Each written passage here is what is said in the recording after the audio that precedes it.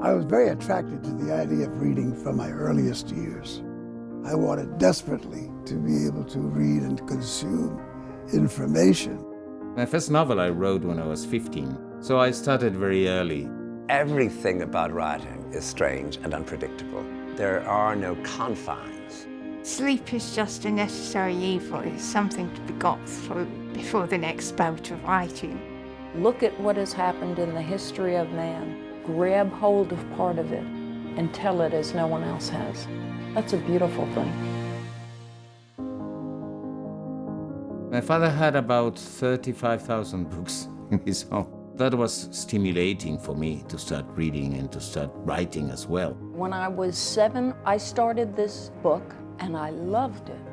It transported me to a world. When I got to the end of the book, I burst into tears, not because the story was so moving, but because the book was over. I started writing seriously because it was simply that there was a book I wanted to read and it didn't exist. So I thought I would get down and write it. I loved reading Shakespeare. It was very peculiar to me in the beginning because the language and the rhythm of language, there was no place around me that spoke the Shakespearean tongue. On my days off on the beach, I read The Sun Also Rises. And I was overwhelmed, but it gave me a sense of glamour, a sense of the outside world, a sense that adults were having a wonderful time. It was an epiphany. I discovered the spoken word, this parade of intellectually gifted people, and the idea of theater and plays and writing. I just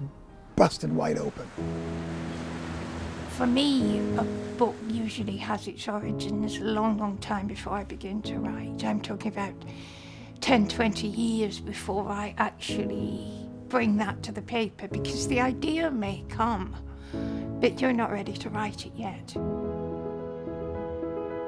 I think the first thing you must do when you're writing is absolute self-suppression, that you don't exist, that the page is not a mirror, it is blank, and that it is not your job to think about yourself, and you do not exist. Only your characters exist, only your rhythms exist. You cannot see yourself. I think writing is a full body exercise, and I think reading is too.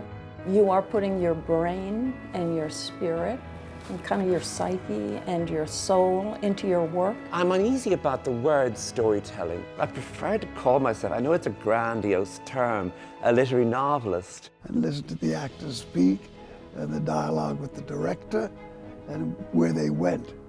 And I wanted to roam around in those places where all these actors were finding such a reward. I think that music has the advantage of conveying things without saying things. I wish I could convey the same kind of emotion, the same kind of reaction that music makes you feel. And I can't.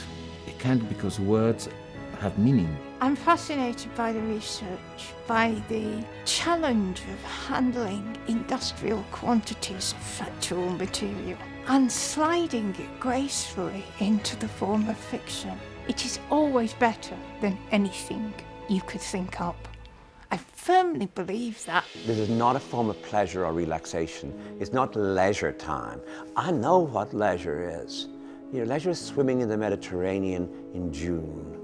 But this business of trying to render in words something that might matter to somebody else, that meant something to you, that's quite a delicate, serious, and high-minded operation. When they heard the shots, some 5 minutes after the girl had left the table, her father didn't get up at once, but stayed there for a few seconds, paralyzed. On Wednesday, the bishop came in person. He was a modern prelate, brisk and plump in his rimless glasses. I was living in New York then, the city about to enter its last year of innocence. I didn't stay there long, 6 or 7 months, but it was the longest I stayed anywhere in those years. To be such a consummate artist and at the same time speak out against injustice, there could be no higher platform than the one to which he descended. A speech is a soliloquy. It is art, and all art is a paradox, being at once a thing of great power and great delicacy. The silence of the environment of the library was deeply mysterious to me. Everybody was so respectful and quiet, and silence was so reverential. I thought a library was like some fabulous jewelry box. Anyone can come in off the street and read a book. That lovely notion of the democratic business of reading. You don't have to be special to read. They feel nice, they feel cozy. In a way, I mean, it's terrible. They are tantalizing, they are overwhelming very often, if you're curious. There is a sense of collegiality, of people you don't know, and slowly you come to know them. Even though they're reading different books and they're both moving into different worlds, there's something very beautiful about a room where people are reading silently. I hadn't been to New York City for 20 years, but I immediately felt at home there. It's a wonderful legacy for the city of New York and, well, for the United States in general. The New York Public Library is a retreat. The New York Public Library means to me dignity. First of all, it's like a cathedral.